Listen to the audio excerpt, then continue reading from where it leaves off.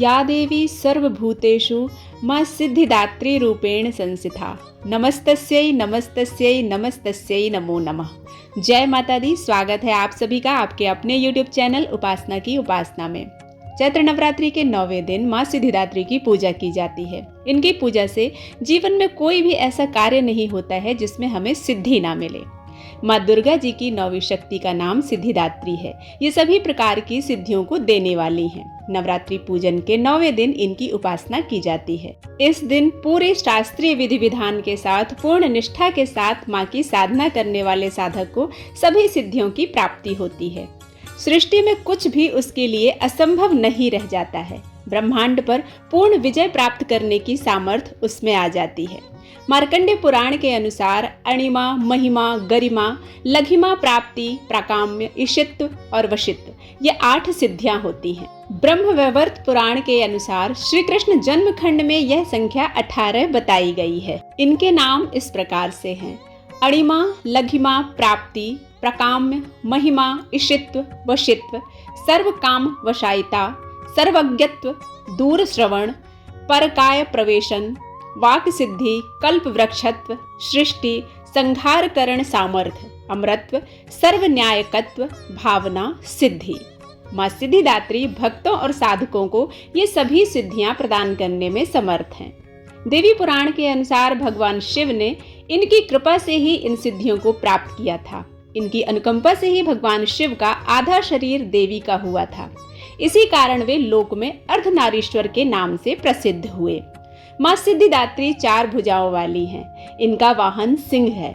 ये कमल पुष्प पर आसीन होती हैं। इनकी दाहिने तरफ के नीचे वाले हाथ में कमल पुष्प है। प्रत्येक मनुष्य का यह कर्तव्य है कि वह माँ सिद्धिदात्री की कृपा प्राप्ति करने का निरंतर प्रयत्न करता रहे, उनकी आराधना की ओर अग्रसर रहे। इनकी कृपा से अनंत दुख रूप संसार से निर्लिप्त रहकर सारे सुखों का भोग करता हुआ वह मोक्ष को प्राप्त कर सकता है। 9 दुर्गाओं में माँ सिद्धिदात्री अंतिम है। अन्य 8 दुर्गाओं की पूजा उपासना शास्त्रीय विधि विधान के अनुसार करते हुए भक्त दुर्गा के 9वें दिन इनकी उपासना में प्रवृत्त होते हैं।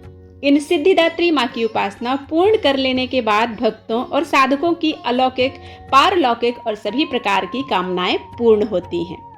सिद्धिदात्री माँ के कृपा पात्र भक्त के भीतर कोई ऐसी कामना शेष नहीं बचती है जिसे वह पूर्ण करना चाहता हो। वह सभी सांसारिक इच्छाओं और आवश्यकताओं से ऊपर उठकर मानसिक रूप से माँ भगवती के दिव्य लोकों में विचरण करता हुआ उनके कृपा रस पीयूष का निरंतर पान करता हुआ विषय भोग शून्य हो जाता है।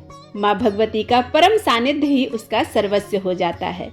इस परम पद को पाने के लिए उसे अन्य किसी वस्तु की आवश्यकता नहीं रह जाती है। माँ के चरणों का यह सानिध्य प्राप्त करने के लिए हमें निरंतर नियमनिष्ठ रहकर उनकी उपासना करना चाहिए। माँ भगवती का स्मरण, ध्यान, पूजन हमें इस संसार की असारता का बोध कराते हुए वास्तविक परम शांतिदायक अमृत पद की ओर ले जाने वाला है। इनकी आराधना से जातक को अणिमा, लघिमा, प्राप्ति, प्रकाम, महिमा, ईशित्व, सर्व काम वसयिता, दूर श्रवण, पर कामा प्रवेश, वाक सिद्धि, अमृत, भावना सिद्धि आदि समस्त सिद्धियां, नवनिधियों की प्राप्ति होती है। आज के युग में इतना कठिन तप तो कोई नहीं कर सकता, लेकिन अपनी शक्ति अनुसार जप तप पूजा अर्चना कर कुछ तो माँ की कृपा का पात्र बना ही जा सकता है। प्रत्येक सर्वसाधारण के लिए आराधना योग्य यह श्लोक सरल और स्पष्ट है। माँ जगदम्बे की भक्ति के लिए इसे कंठस्थ कर नवरात्रि में 9वीं के दिन इसका जाप करना चाहिए। मंत्र है: या देवी सर्वभूतेषु माँ सिद्धिदात्री रूपेण संस्थिता। नमस्तस्यै नमस्तस्यै नमस्तस्यै नमो नमः। अर्थ है: हे माँ सर्वत्र विराजमान और माँ सिद्धिदात्री के रूप में प्रसिद्ध अम्बे, आपको मेरा बारंबार प्रणाम है। मैं आपकी शरण में हूँ। हे माँ मुझे अपनी कृपा का पात्र बनाओ। माँ सिद्धिदात्री कमल के आसन पर विराजमान होती हैं। इनका वाहन सिंह है। ये दाहिने और नीचे वाले हाथ में चक्र, ऊपर वाले हाथ में गदा, बाईं ओर से नीचे वाले हाथ में शंख और ऊपर वाले हाथ में कमल पुष्प धारण किए हुए हैं, जिसके कारण माँ के इस रूप को शतावरी और नारायणी के नाम से भी जाना जाता है। माता की पूजा विधि में नवरात्रि के समापन के दिन नवमी पूजन में हवन किया जाता है। इनके पूजन और कथा के बाद ही नवरात्रि का समापन किया जाता है। पूजा करने के लिए चौकी पर सिद्धिदात्री माँ की तस्वीर रखें, उन्हें तिलक लगाएं, मूर्ति पर फूलों की माला चढ़ाएं। सिद्धिदात्री माँ को फल, हलवा, पूड़ी, काले चने और नारियल का भोग अर्पित करें। अब आरती और हवन करें। हवन करते वक्त सिद्धिदात्री माँ के साथ साथ सभी देवी देवताओं के नाम की भी आहुति समर्पित करें। माँ सिद्धिदात्री को बैगनी रंग की चुनरी अर्पित करें और स्वयं भी बैगनी रंग के वस्त्र धारण करें।